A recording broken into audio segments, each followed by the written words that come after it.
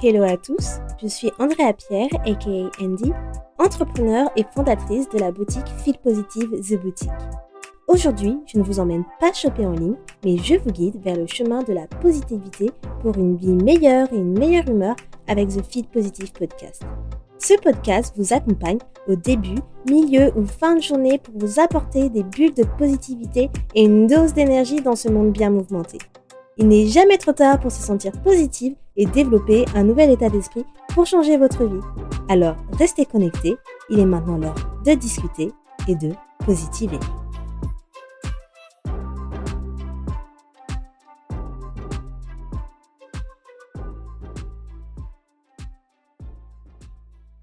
Hello les amours, j'espère que vous allez bien. Bienvenue dans la communauté de Feel Positive. On se retrouve pour un nouvel épisode, l'épisode 83, où on va parler donc des blessures de l'âme. Donc aujourd'hui, on va plonger dans ce sujet super profond et introspectif, du coup les 5 blessures de l'âme. Ces blessures, du coup invisibles, mais qui sont bien réelles et qui ont un gros impact sur notre vie, nos comportements, mais également nos relations. Et du coup, je voulais qu'on voit ensemble aujourd'hui comment vous pouvez les identifier, comment vous pouvez les comprendre, mais comment elles influencent également notre manière d'être. Je vais beaucoup m'appuyer sur le livre donc, de Lise Bourbeau, que je pense que la plupart d'entre vous connaissent, donc les 5 blessures qui empêchent d'être soi-même et que je conseille à tous. Donc, dans son livre, Lise Bourbeau, elle explique que nous portons tous en nous donc des blessures émotionnelles profondes qui sont souvent ancrées depuis notre enfance. Et ces blessures, elles influencent du coup nos comportements, elles influencent nos choix, elles influencent notre manière de vivre et nos relations.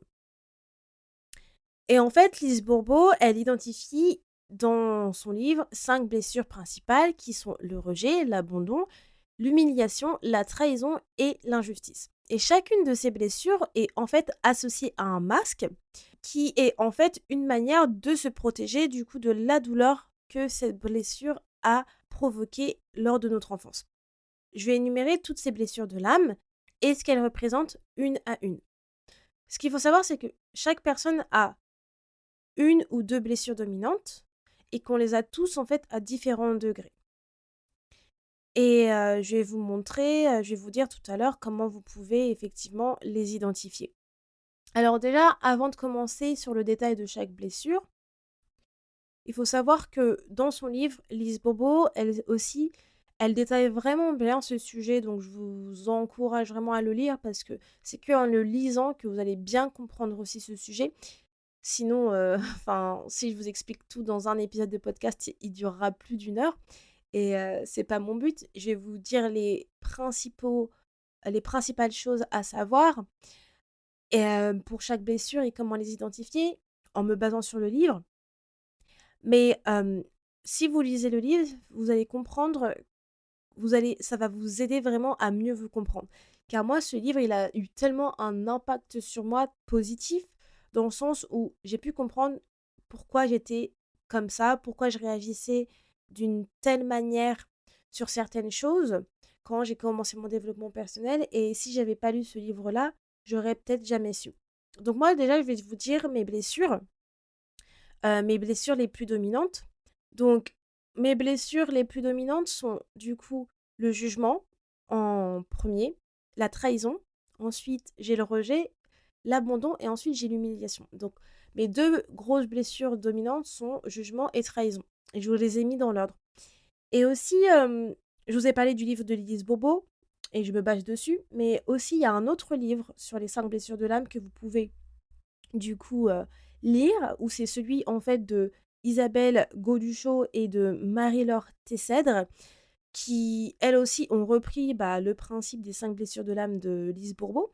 Et en fait, dans leur livre, qui est beaucoup plus petit, à Isabelle et Marie-Laure, elles ont aussi des exercices qui vous permettent de, en fait, comment dire, noter vos blessures, donc de calculer vos blessures et savoir à quel degré vous les avez.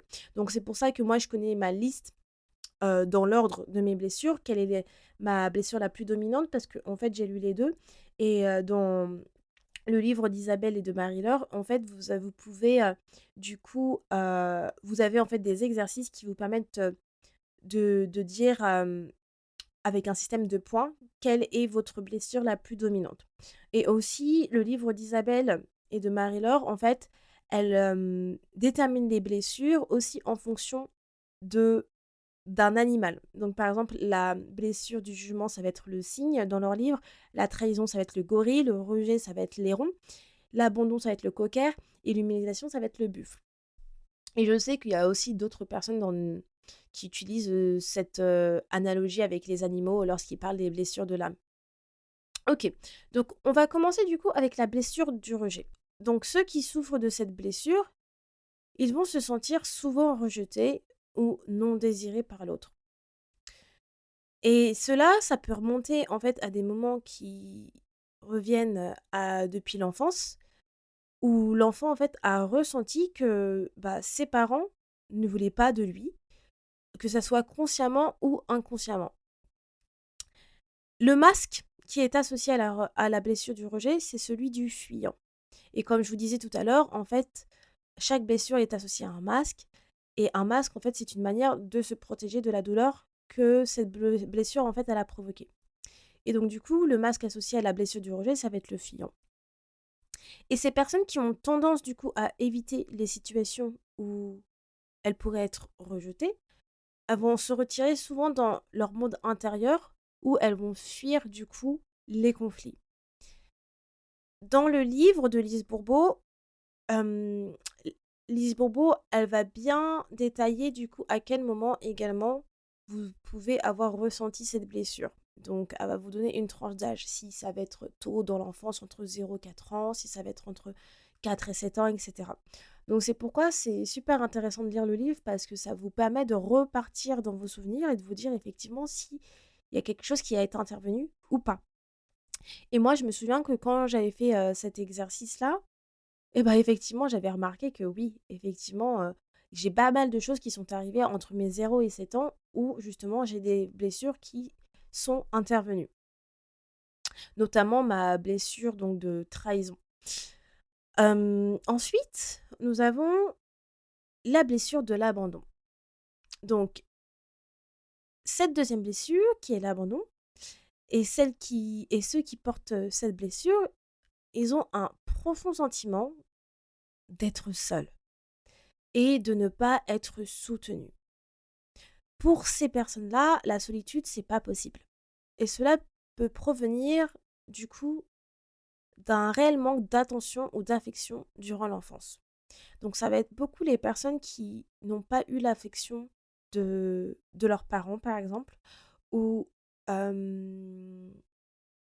des personnes qui peuvent être fils ou filles uniques, où justement les parents n'ont pas donné beaucoup d'affection, ou des personnes qui ont eu beaucoup de frères et sœurs, où justement c'était trop compliqué pour les parents de donner de l'affection à tous en même temps. Et qu'il y avait eu, du coup, malheureusement, un enfant qui a été délaissé par rapport à l'autre.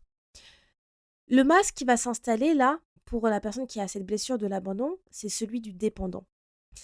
Et du coup, ça va être des personnes qui vont chercher constamment l'approbation et le soutien des autres. Et ces personnes-là, elles vont avoir du mal à rester seules. La solitude, ça va pas être possible. Hem, Souvent, les personnes qui ont cette blessure-là, ça va être des personnes avec une dépendance affective. Et ça, bon, je vous spoil un peu mon épisode prochain, du coup, de la semaine prochaine, où je vais faire, du coup, sur la dépendance affective. C'est pour ça que ça va être la transition parfaite. Mais ces personnes avec cette blessure de l'abandon-là, je veux dire, surtout en blessure dominante, hein, là je parle vraiment de la blessure dominante, ça va être des personnes qui ont une dépendance affective ou qui vont développer une dépendance affective ou qui ont eu une dépendance affective. Ensuite, on va avoir la blessure de l'humiliation. Donc ça, c'est la troisième blessure et cette blessure-là, elle va naître lorsque l'enfant, pendant son enfance, il s'est senti dévalorisé ou honteux, il a eu la honte pour quelque chose, ou c'est souvent lié ou en lien avec son corps ou ses besoins physiques. C'est un enfant qui, peut-être dans sa jeunesse, qui a reçu beaucoup de critiques, ou où les parents l'ont peut-être souvent critiqué ou dévalorisé aussi. Et le masque associé est celui du masochiste. Et en fait, ça va être des personnes ces personnes qui ont cette blessure, c'est des personnes qui vont se dévaloriser. Elles vont se punir en fait, elles vont se priver pour éviter du coup de la honte et elles vont avoir tendance à s'oublier au profit des autres. Parce que du coup, elles ont honte. Ensuite, on a la blessure de la trahison. La blessure de la trahison, du coup, qui est l'une de mes blessures dominantes avec l'injustice. Donc la blessure de la trahison, c'est la quatrième blessure. Donc ceux qui portent, cette blessure, ils ont souvent vécu des déceptions majeures, hem et c'est particulièrement envers, du coup, un parent du sexe opposé, donc le père. Et ils ont l'impression surtout que leurs attentes ont été trahies, que les promesses n'ont pas été tenues et en fait que leur monde s'écroule. Le masque associé à cette blessure est celui du contrôlant. Et en fait, ces personnes qui ont cette blessure, elles veulent tout maîtriser pour éviter de revivre la douleur de la trahison. Et en fait, du coup, comme je vous l'ai dit tout à l'heure, moi, la blessure de la trahison, c'est ma deuxième, par exemple. Donc, elle fait partie de mes blessures dominantes. Et lorsque j'ai travaillé sur moi et que j'ai lu le livre, du coup, Les 5 blessures qui empêchent d'être soi-même, j'ai eu vraiment une révélation parce que j'ai déjà parlé dans mon podcast, du coup, de toute façon, le divorce de mes parents. Mes parents, ils se sont séparés, j'avais 5 ans, donc j'étais très jeune. Et donc, comme je vous l'ai dit aussi auparavant, les blessures, elles apparaissent souvent pendant l'enfance. Et dans son livre, Lise Bourbeau, elle vous dit à partir de quel âge à peu près cette blessure elle peut apparaître ou non. Et moi, j'ai assisté à la dispute qui a lié à la séparation de mes parents. Je m'en souviens encore comme si c'était hier. Les gens me demandent souvent, mais comment c'est possible? Je ne sais pas. Ça m'a vraiment provoqué un très gros trauma et c'est pour ça que la blessure de la trahison, elle a été énorme pour moi. Et ça a été un très gros travail pour pouvoir s'en libérer. Hem et en fait, comme je disais tout à l'heure, en fait, cette blessure, elle est liée particulièrement envers un parent du sexe opposé. Donc moi, c'était mon père. Pour le coup, j'ai eu cette impression d'avoir été trahie par mon père. On sait très bien qu'en général, les petites filles, c'est pour les papas et les garçons, c'est pour les mamans. Et pour moi, enfin, mon père, c'est mon héros, c'était mon modèle, c'est, papa, papa, papa. Et forcément, quand j'ai assisté à la dispute qui a mené à la séparation de mes parents, j'étais très, très jeune forcément. Ça a été un traumatisme parce que pour le coup, j'ai vu, heu, mon père, gueuler sur ma mère, hem et du coup, j'ai aussi, en fait, créé une croyance limitante sur être en couple, est égal séparation, être en couple, est égal dispute et c'est pour ça que j'ai eu beaucoup de mal à m'engager dans des relations amoureuses aussi et que j'ai eu beaucoup de mal à faire confiance aux hommes, car j'ai assisté à ça très jeune. Et j'avais eu cette impression, en fait, en voyant mes parents se disputer et surtout voir mon père très colérique quand cela s'est passé, que, mes attentes que j'avais en tant que petite fille de voir mon modèle être comme ça, elles sont ça s'est complètement effondré.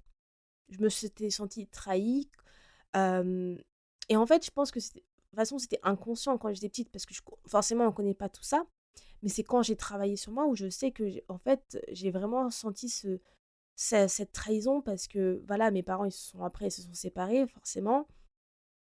Ma mère, elle a eu la garde et donc du coup, j'ai senti c'est comme si que je me sentais abandonnée par mon père, je m'étais sentie trahie, heu, que mon père avait pas peut-être fait des choses qu'il aurait dû faire. Enfin, il y a pas mal de choses où cette blessure de la trahison avait bien été accentuée. Et ce masque du contrôlant, effectivement, je l'ai ressenti également en grandissant parce que d'une, je suis une contrôle freak. J'ai été pendant très longtemps une contrôle freak, mais c'est surtout que je me j'avais ce masque-là pour me protéger, car en fait, pour moi, si je ne contrôlais pas les choses qui m'arrivaient, et j'avais l'impression que j'allais être trahie de nouveau. D'où ce masque-là du contrôlant. Parce qu'en fait, on n'a pas envie de revivre la même douleur de la trahison qu'on a eue quand on était plus jeune. Ensuite, la dernière blessure, c'est la blessure de l'injustice ou la blessure du jugement. Ça a ces deux noms. Donc, cette blessure-là, qui est également ma première blessure dominante, cette blessure, en fait, elle va se former aussi pendant l'enfance, lorsque l'enfant il va se sentir traité de manière, en fait, injuste ou rigide. Et du coup, c'est pour ça que le masque, ça va être rigide. Mais avant que je passe à cela, en fait, le fait est que l'enfant, il se sent traité de manière injuste. Cela, ça va créer un sentiment de colère pour lui, un sentiment de révolte intérieure. Et c'est pour ça que ça va être une personne qui va développer vraiment beaucoup de la nervosité et une personne qui va être colérique par le temps. Du coup, comme je disais, le masque qui est associé à cette blessure, ça va être rigide, celui du rigide. Et les personnes avec cette blessure, elles vont chercher du coup la perfection. Ça va être souvent des personnes qui sont très critiques envers elles-mêmes et qui vont parfois manquer de bienveillance envers elles-mêmes. Et elles vont aussi avoir du mal à exprimer leurs émotions. Et ça, moi par exemple, c'est tout à fait moi. J'ai eu beaucoup de mal à exprimer mes émotions. Pendant très longtemps, mes émotions, je les voyais comme une faiblesse. Il n'était absolument pas possible que je montrais mes émotions. Je voulais simplement montrer que j'étais forte, que rien ne m'atteignait, mais complètement. Heu et il m'en a fallu du temps pour comprendre que, en fait, Andy, c'est OK de montrer tes émotions, d'être vulnérable. Alors maintenant, j'adore montrer mes émotions. Franchement, je n'ai plus de problème avec ça, mais à l'époque, quand je dis à l'époque, c'était bien longtemps avant que j'emménage, en Angleterre et que je commence tout ça, hein, ce développement perso. C'était absolument pas possible. Voilà, j'avais, je n'étais pas autant bienveillante que je l'étais avec moi-même, maintenant. Je me montrais pas autant d'amour-propre. Hem, J'avais du mal à exprimer mes émotions, comme je vous le disais et du coup, cette blessure-là, elle s'est encore créée lors de mon enfance, à la rupture de mes parents, où je l'ai vu vraiment comme une injustice, en fait. Pourquoi ça arrive à ma famille? Pourquoi c'est mes parents qui se séparent? Heu, donc je l'ai vraiment vécu comme une injustice et c'est pourquoi, ça a créé ce sentiment de colère et que j'ai été très colérique et nerveuse avant et ça, j'en ai parlé aussi dans un podcast où je vous disais que moi, ce qui m'a aidée à ne plus être colérique, c'était vraiment le sport. De vraiment lâcher la pression et ma colère me défouler, en fait. Donc voilà pour les 5 blessures, je vais les citer de nouveau. Blessure du rejet, blessure de l'abandon, blessure de l'humiliation, blessure de la trahison et blessure de l'injustice qui correspond aussi à la blessure du jugement. Pourquoi c'est important de reconnaître et de guérir de ces blessures? Parce qu'en fait, lorsque vous reconnaissez vos blessures, c'est vraiment un premier pas vers la guérison intérieure. Tant que nous n'en sommes pas conscients, elles vont vraiment continuer à influencer notre vie de manière inconsciente. OK? Et c'est simplement en les identifiant que nous pouvons commencer du coup à travailler sur ces blessures, à les accepter, mais également à les guérir. Cela, ça ne signifie pas que la blessure, elle disparaîtra complètement. Je ne dis pas ça parce que la blessure, elle peut toujours être présente. C'est très très dur d'enlever une blessure. Moi, je pense que ma blessure de la trahison, au fond de moi, il y a quand même un pourcentage qui est toujours là et ma blessure du jugement aussi. Et surtout, comme je vous l'ai dit, on les a toutes à un certain degré. Mais ce qui est important, c'est que nous pouvons les gérer de manière plus consciente et équilibrée pour qu'elles n'impactent plus notre vie. Du coup, maintenant, je vais vous donner des conseils pour identifier et guérir vos blessures. Alors, dans un premier temps, ce que je vous conseille, c'est du coup d'observer vos réactions émotionnelles surtout. Donc, prenez des notes, du coup, dans votre carnet fil positive, si vous en avez un. Sinon, prenez simplement un carnet de notes. Prenez des notes des moments où vous ressentez vraiment une douleur émotionnelle intense. Et cela, ça peut vraiment arriver, par exemple, lorsque, du coup, vous commencez à pleurer, vous venez d'avoir une dispute et que vous êtes en colère. Donc, notez cette douleur émotionnelle intense que vous vivez, que vous ressentez.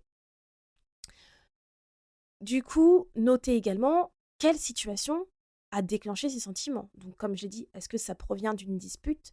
Est-ce que ça provient simplement d'une visualisation d'un souvenir sur lequel vous venez simplement de penser qui a provoqué cette douleur émotionnelle? Notez vraiment toute la situation qui a déclenché ces sentiments. Ensuite, pensez à est-ce que ces réactions peuvent vous donner des indices sur la blessure qui est à l'origine de cette douleur. Notez tout ça. Mon deuxième conseil, c'est du coup de lire et de réfléchir. Donc là, encore une fois, je l'ai dit au début, mais je vous encourage à lire le livre de Lise Bourbeau, donc Les 5 blessures qui empêchent d'être soi-même. Et aussi, si vous le souhaitez, pour les plus courageux, de lire le livre Les 5 blessures de l'âme, donc d'Isabelle Godeschaux et de Marie-Laure Tessèdre, qui, du coup, complète très bien, je trouve, les 5 blessures qui empêchent d'être soi-même. C'est quasiment les mêmes livres, franchement, c'est les mêmes. Les explications sont les mêmes, c'est simplement que le style d'écriture, déjà d'une, il n'est pas pareil, et c'est que dans le deuxième livre, le livre d'Isabelle Godeschaux, où je dis que ce que j'ai bien aimé, c'est la partie exercice. Il y a des exercices dans le premier livre de Lise Bourbeau, mais dans le deuxième, c'est qu'en gros, ça vous permet de savoir vos blessures à différents degrés. Donc, où vous pouvez faire un classement comme moi. Et du coup, voilà, lisez et réfléchissez. Lorsque vous avez lu le livre de Lise Bourbeau, lisez-le, réfléchissez, prenez du temps pour faire une introspection parce qu'elle y propose vraiment des descriptions détaillées de chaque blessure et certains exercices pour les identifier. Mais il n'y a pas ce système de points, comme je disais, pour Isabelle Godeschaux. Ensuite, essayez de travailler sur votre masque. Ça, c'est mon troisième conseil. Du coup, une fois que vous avez identifié votre blessure ou vos blessures dominantes, essayez de reconnaître le masque que vous portez pour vous protéger lorsque cette blessure survient. Par exemple, si vous vous reconnaissez dans la blessure de l'abandon, ok, essayez de repérer, d'identifier les moments où vous agissez de manière dépendante. Donc là, ça va beaucoup parler pour les dépendantes affectives, façon. Donc, lorsque vous prenez conscience de ce masque, donc votre masque de dépendant, ça va être le premier pas, du coup, vers la guérison, où vous allez pouvoir le retirer. Ensuite, quatrième conseil, accueillez vos émotions. Forcément, conseil extrêmement bienveillant, apprenez à accepter vos émotions, même les plus douloureuses. Ne cherchez pas à les fuir, ne cherchez pas à les contrôler. Accueillez-les vraiment avec bienveillance, parce que c'est vraiment une manière de pouvoir guérir de vos blessures. Vos émotions vous parlent. C'est un message. Donc acceptez-les. Ce n'est pas une faiblesse d'en avoir. Et lorsque vous avez une émotion qui se présente, c'est vraiment la meilleure manière pour pouvoir, en fait, également savoir quelle est la blessure derrière. Si vous avez du mal à nommer vos émotions, essayez d'utiliser la roue des émotions. Moi, c'est un outil que j'utilise aussi toujours régulièrement et que j'ai intégré aussi dans mon programme RISE parce que souvent, on a du mal à mettre des mots sur les émotions et c'est très important de les nommer et de ne pas utiliser toujours le même vocabulaire pour savoir quelle est l'émotion qui se présente derrière quelque chose. Donc, vous avez simplement à écrire des émotions sur Google et vous allez trouver la roue qui va vous aider à nommer vos émotions. Et mon dernier conseil, ça va être de chercher, du coup, tout simplement, de l'aide, un accompagnement si vous en avez besoin, quoi. Si vous vous sentez dépassé par ces blessures, si vous n'arrivez pas à aller de l'avant et vous voyez vraiment que vous n'arrivez pas à avancer, n'hésitez pas à chercher un accompagnement professionnel, un thérapeute ou bien un coach qui peut vous aider à naviguer à travers ce processus de guérison. Demander de l'aide n'est pas une faiblesse. S'il vous plaît, arrêtez de croire que si vous demandez de l'aide, c'est une faiblesse. Et ça vient d'une personne qui a eu vraiment du mal et qui parfois, je l'assume, a toujours du mal à demander de l'aide. Mais j'ai compris que, en fait, demander de l'aide n'est pas une faiblesse. C'est surtout que moi, tout le temps, je n'aime pas demander de l'aide parce que j'ai envie de faire tout toute seule. J'ai envie de me débrouiller toute seule parce que j'ai toujours été indépendante. Alors qu'en fait, je me dis, hey Andy, stop, tu peux pas tout faire toute seule. Même si tu as le mindset, même si tu es coach de vie, tu peux très bien demander de l'aide aussi. Et je vous disais en plus, je crois que c'était dans mon épisode Investir en soi-même où je vous disais, j'adorerais avoir un psy en fait. Parce que parler à quelqu'un qui est externe de votre cercle, ça aide toujours. Ça fait du bien. Une personne qui ne vous jugera pas, qui fait simplement son travail et qui, en fait, a cette envie de vous aider à aller de l'avant, a cette envie de vous aider à vous épanouir, a cette envie de vous aider à ne plus vous sentir perdu et à guérir. Donc n'hésitez pas à demander de l'aide, que ce soit pour des heures de coaching ou que ce soit pour investir dans un programme comme le programme RISE que je propose, qui est un programme de développement personnel. Voilà les amis. Comme je disais, je ne veux pas trop m'éterniser sur cet épisode parce que les 5 blessures de l'âme, c'est vraiment un sujet qui peut durer très très longtemps. Il y a tellement de choses à dire et c'est surtout que si je pars dans le détail de chaque blessure, de comment les identifier profondément depuis l'enfance, etc., ça peut partir très très loin. C'est pour ça que je vous encourage vraiment à lire le livre de Lise Bourbeau, Les 5 blessures qui s'empêchent d'être soi-même. Je vais vous mettre le lien pour pouvoir l'acheter sur Amazon dans la description de l'épisode. Franchement, il n'est pas cher du tout. Je le recommande. C'est un livre de développement personnel. Franchement, je trouve que c'est comme les 4 accords Toltec. Franchement, c'est un livre qui se lit et se relit, qui est un indémodable et c'est un incontournable, quoi. Il y a des livres comme ça qui sont essentiels pour apprendre à se connaître, pour comprendre notre processus de guérison et qui nous continuera toujours à nous aider. Voilà les amours. J'espère que comme d'habitude, vous en avez beaucoup appris de cet épisode. Partagez-le à une personne qui a besoin d'entendre ça ou qui a besoin de commencer à guérir de ses blessures. Si l'envie vous chante, n'hésitez pas à me mettre un commentaire sur Trustpilot pour pouvoir noter le podcast et Feel Positive. Vous pouvez également trouver Feel Positive sur Instagram à Feel Positive Official, mais également à trouver tout l'univers de Feel Positive sur feelpositiveofficial.com. Je vous fais des gros bisous. On se retrouve la semaine prochaine pour un nouvel épisode où je vous ai spoilé du coup que ce sera sur la dépendance affective. Donc je vous dis à la semaine prochaine et passez une très bonne semaine. Ciao! Merci beaucoup de ton écoute et d'être resté avec moi jusqu'au bout. Si à la fin de cet épisode tu sens ton humeur changer et tu te sens un peu plus boosté, n'hésite pas à me laisser un avis ou une note sur ta plateforme d'écoute préférée. Ça me fera toujours plaisir et j'apprécierai de les lire dans le prochain épisode. À bientôt, positivement, Andy.